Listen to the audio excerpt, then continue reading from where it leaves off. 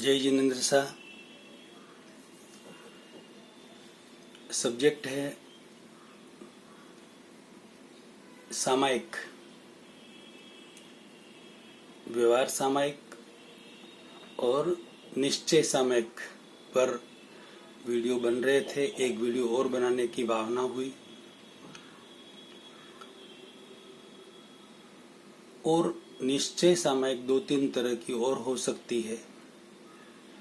निश्चय सामायिक पर बात चल रही थी, व्यवहार सामायिक पर तो बात हो गई अपनी। व्यवहार सामायिक को थोड़ा कुछ और समझ लेते हैं। व्यवहार सामायिक में लगभग व्यक्ति आराधना उपासना ही करते रहते हैं।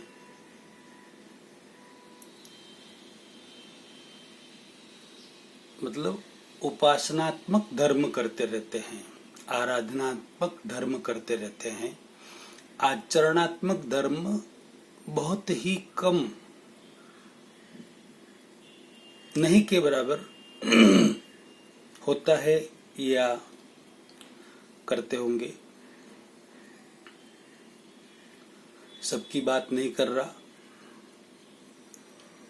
अपवाद हर जगह होता है। सामायिक में समता की साधना की प्रैक्टिस की जाती है, समभाव की साधना की प्रैक्टिस की जाती है। एक्चुअल तो जब हमारे पूर्व कर्म उदय में आए इस भाव में, और उस समय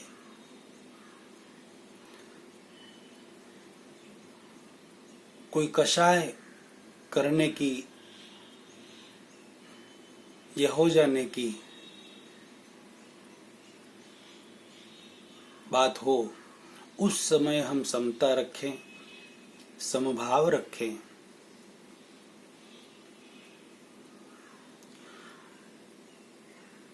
वह आत्मोन्नति में सहायक है। उसमें आत्मा के ऊपर जो कषायों का आवरण है उसकी निर्जरा होगी तो ही आत्मा शुद्ध होगी। बाकी व्यवहार सामायिक में जो उपासनात्मक आराधनात्मक धर्म जो करते रहते हैं, माला गिनते हैं, जाप करते हैं और कोई स्तोत्र बोलते हैं, भक्ति करते हैं, गीतिका गाते हैं, आदि आदि आराधनात्मक जो धर्म है, उससे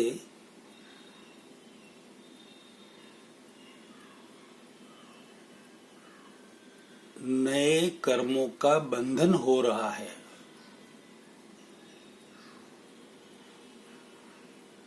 ये सुनकर आपको आश्चर्य होगा।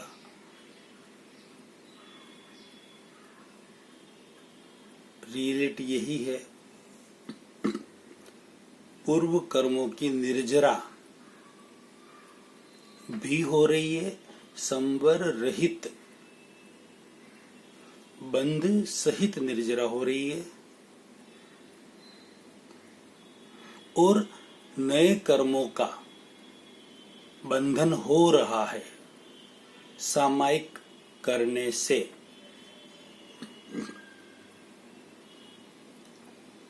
ये सुनकर बहुत सारे मेरे प्यारे भाई बहनों को लगेगा कि यार ये कैसी बात हो रही है, मगर बात हकीकत है। इसे थोड़ा सा और समझ लेते हैं। आपकी जैसी सामायिक लेकर बैठे हैं आप, आपकी जैसी जैसे भावना रही, सामायिक कर रहे हैं, बाहरी वातावरण वैसा है, कोई भी देखे तो लगता है कि ये भाई बहन सामायिक कर रहे हैं, और कथनी और करने की समानता रहे, वो की वो स्थिति आपके अंतःकरण अंतस्करण में रहे, समानता रहे तो शुभ कर्मों का बंधन होगा। और कथनी बाहर तो सामायिक दिख रही है देखने वाले को, और अंतःकरण में मन बुद्धि चित्त अहंकार और कई काम कर रहे हैं। अशुभ भाव आ गया तो अशुभ कर्मों का भी बंधन होगा। और जो शुभ कर्मों का बंधन हुआ है और अशुभ कर्मों का जो बंधन हुआ है, संवर रहित जो निर्जरा हुई है, बंध सहित जो निर्जरा हुई है, और जो शुभ अशुभ कर्मों का नए सिरे से बंधन हो चुका है, उसे हमें वापस भुगतना पड़ेगा। यानी कि आत्मा के ऊपर हम और आवरण चढ़ा रहे हैं, शुभ हो या अशुभ हो। शुभ सोने की जंजीर के बराबर और अशुभ लोहे की जंजीर के बराबर, दोनों जंजीर है। अब सोने की जंजीर से बांधा जाए व्यक्ति को या लोहे की जंजीर से बांधा जाए, क्या फर्क पड़ता है? बंधन तो है, छूट तो नहीं सकता, उसे भुगतना ही पड़ेगा। हाँ, यदि ये हुई व्यवहार सामयिक की बात, रियलिटी ये है, मतलब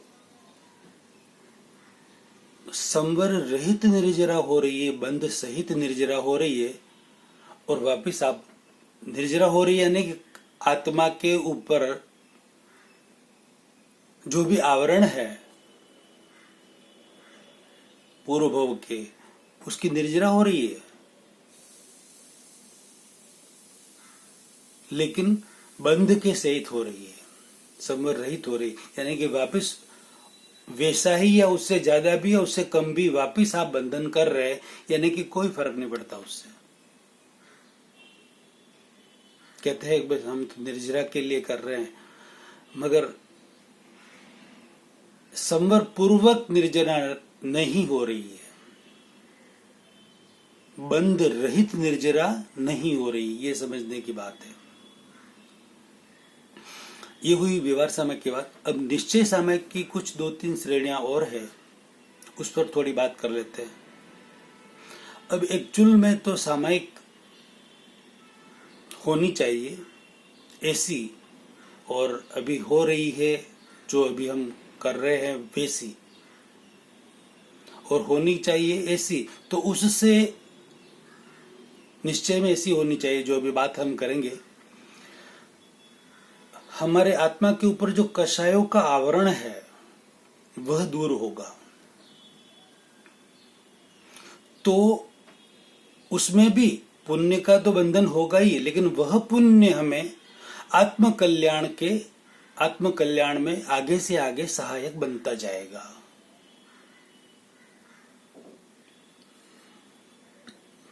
जैसे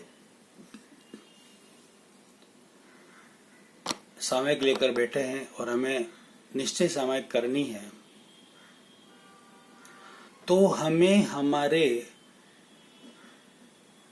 दिन में आप समझ लीजिए हर मिनट हर पल 1 सेकंड में या 1 मिनट में तो शुभ भाव है, 1 सेकंड में 1 मिनट में अशुभ भाव है, यानी कि दिन में अनेकों बार, सैकड़ों हजारों बार शुभ अशुभ भाव 24 घंटों चलते ही रहते हैं। उसके अनुसार बंधन होते ही रहता है। तो जो अशुभ भाव है, जिससे किसी को दुख हो गया है, किसी का दिल दुख गया है, किसी को कष्ट पहुंचा दिया गया है, क्या या और कोई अनैतिक आचरण हो गया है, दृष्टि बिगड़ गई है, आपको खुद को लग रहा है कि ये दोष रियल में हुआ है, 18 तरह के पाप जो होते हैं उससे, या दोष के कारण और भी कोई दोष हो गया है, ऐसे अनेकों अनेकों दोष दिन में कई बार होते रहते हैं।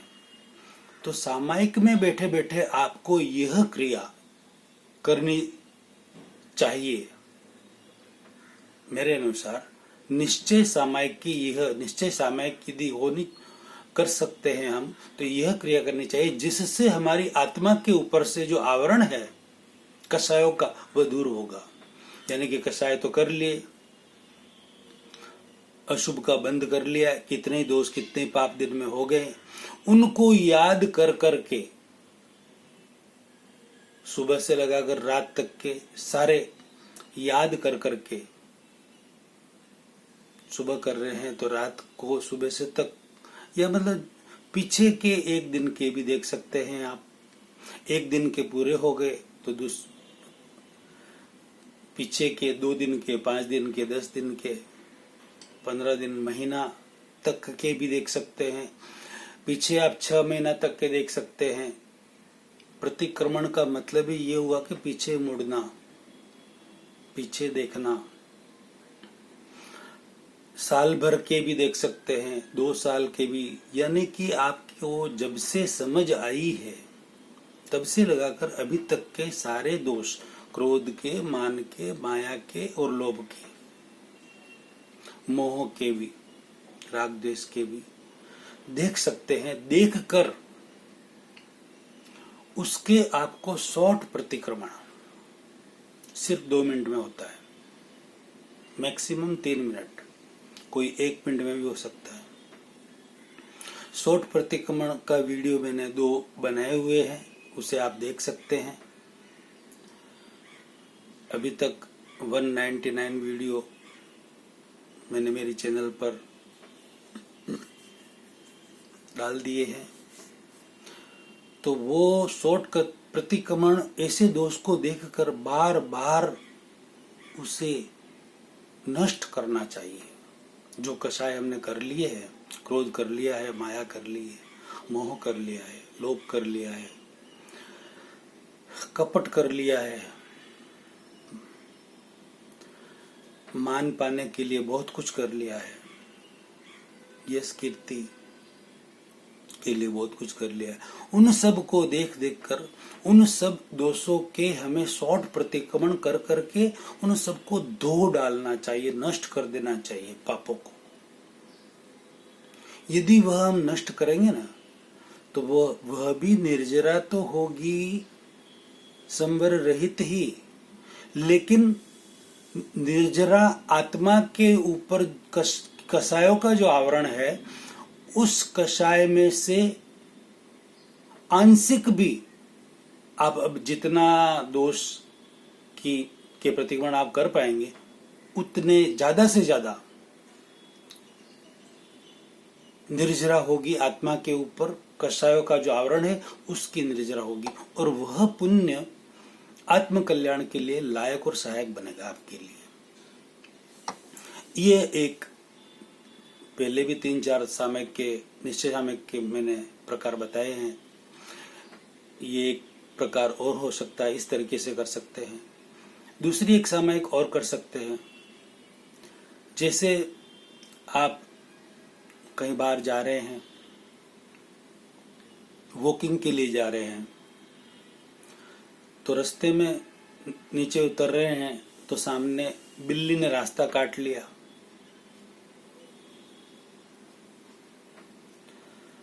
तो यदि आपके अंदर जागृति है, आप सबको अपने आत्मतुल्य समझते हैं, सब जीवों को आत्मवत सर्वभूतेषु समझते हैं, सर्व जीव सिद्ध जो समझे वह हो, ये समझते हैं, और उसका ज्ञान है, तो बिल्ली ने रास्ता काटा तो बिल्ली के अंदर जो जीव है, जो आत्मा है, वह हमारे तुल्य ही है। आत्मवत सर्वभूतेषु, कोई फर्क नहीं है। आपके दिल में ये भाव नहीं आना चाहिए कि बिल्ली ने यार रास्ता काट दिया, मेरा कुछ गलत हो जाएगा, कोई एक्सीडेंट हो जाएगा, मैं कहीं गिर जाऊंगा, कुछ हो जाएगा। कुछ नहीं होगा।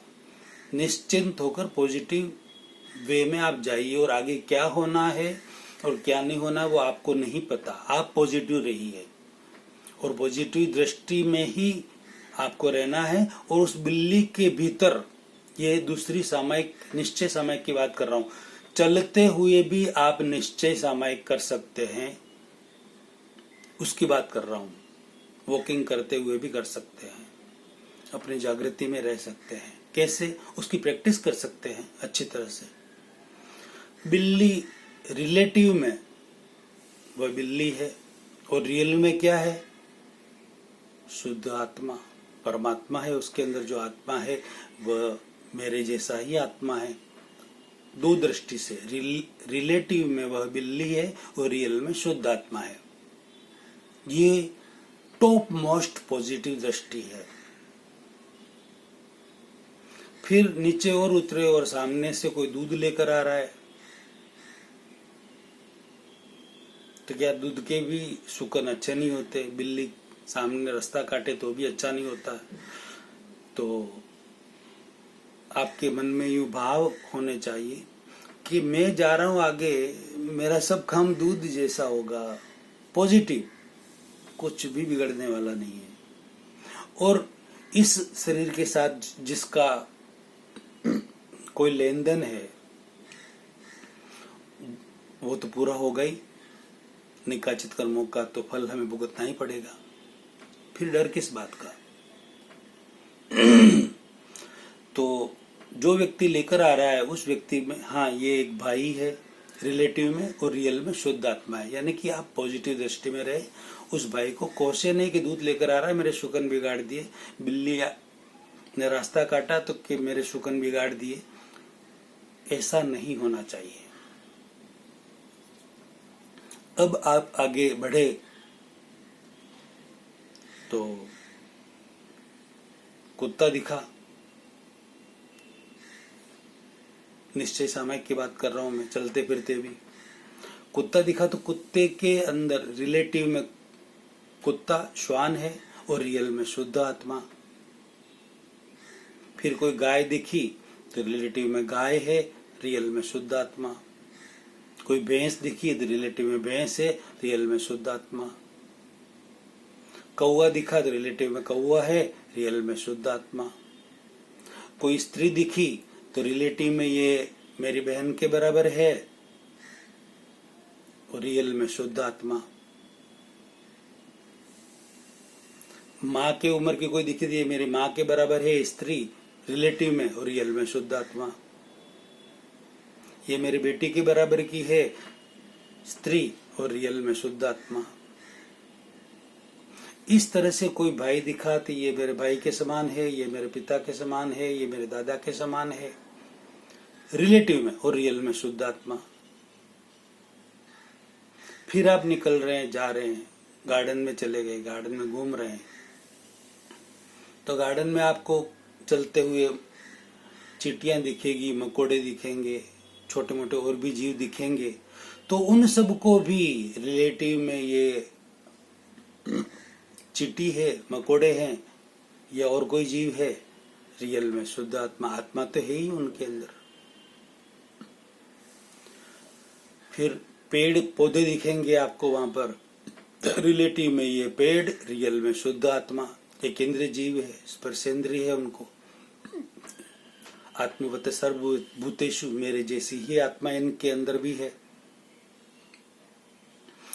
तो इस तरह हम हर एक जीव को, फिर वह जलचर हो, नभचर हो या स्थलचर हो, कोई भी जीव हो, पशु पक्षी हो, प्राणी हो या मनुष्य हो, हम सबको बस ये नियम कि भाई घंटा पर घूम के आना है मुझे, तो एक घंटे के लिए मुझे बस यही दो दृष्टि में रहना है। हर जीव के अंदर मुझे शुद्ध आत्मा ही देखना है, भगवान के दर्शन ही करने हैं। फिर भले वो सामने वाला कोई चोर हो या दानेश्वरी, उससे कोई फर्क नहीं पड़ता। चोर और दानेश्वरी तो एक संयोग है, एक पर्याय है। रियलिटी में तो वो मनुष्य है और रियल में शुद्ध आत्मा उनके अंदर विराजमान है। दो सामयिक, एक सामयिक तो निश्चय सामयिक की बात ये हो गई। दो सामयिक की बात और करना चाहता हूँ, एक वीडियो और बना देता हूँ अगला। ये वीडियो आप लाखों करोड़ों व्यक्तियों तक शेयर करके जबरदस्त अनुमोदना का पुण्य कमाएं। अपना अभिप्राय जरूर दिलाएं। जय जिनेंद्र साहब।